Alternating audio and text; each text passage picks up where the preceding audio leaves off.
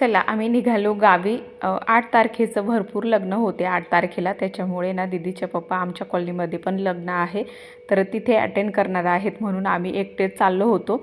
जर असं 2-2 ठिकाणी कार्यक्रम असले आणि आमंत्रण राहिलं तर थोडीशी अडचण होते आम्हाला येण्या जाण्यासाठी, तर असो काहीतरी ॲडजस्टमेंट करावी लागते म्हणून मग आम्ही निघालो। यांचं चिप्स खाणं चालू होतं, बसमध्ये बसलं की असं चटरपटर खाऊ त्यांना पाहिजेच असतो।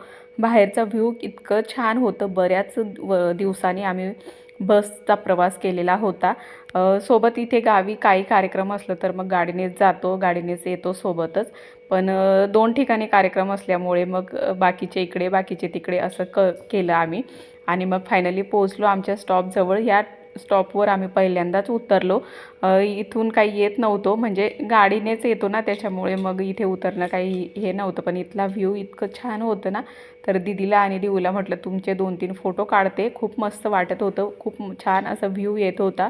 उड्डाणपूल आहे हा हायवे, तर खाली उतरावं लागतं। तर वरून बघा गाडी चाललेली आहे आणि मग आम्ही खाली उतरलो। दीदी आणि दिऊ एकमेकांना नुसते फसवत होते। दिऊ म्हणत होता माझे पप्पा आले, दीदी म्हणत होती मामा आला, पण मामाने पण बराच उशीर लावलेला होता, बराच लेट झालेला होता यायला। येतोय येतोय आलो आलो करत होता आणि फायनली तो आलेला आहे। बाजार होता ना, तिथे बाजार करत होता तो, म्हणून त्याला उशीर झाला। ही वेळ आहे 6 नंतरची, संध्याकाळचे 6:30-1 वाजले होते आणि पुढे जाऊन इतकं छान दृश्य आम्हाला बघायला मिळणार होतं हे काही कल्पनाच केली नव्हती आम्ही, कारण आम्ही सकाळी किंवा दुपारी असं निघतो, नाहीतर मग खूप रात्र होते तेव्हा। तर इथलं वातावरण बघून इतकं छान वाटलं होतं, तुम्हाला दाखवते। इथे डॅम आहे, तर बरोबर आम्ही अशी संध्याकाळ झाली होती तेव्हा इथे पोहोचलो। बरंच मोठं डॅम आहे हे, इतकं छान वातावरण होतं ना। दीदीला म्हटलं थोडंसं शूट घे गं, ती नुसती मोबाईल हलवत होती। म्हटलं थोडं मोबाईल नीट पकड मम्मी, मला पण बघू दे ना, मोबाईलवर नाही चांगलं दिसत म्हणून।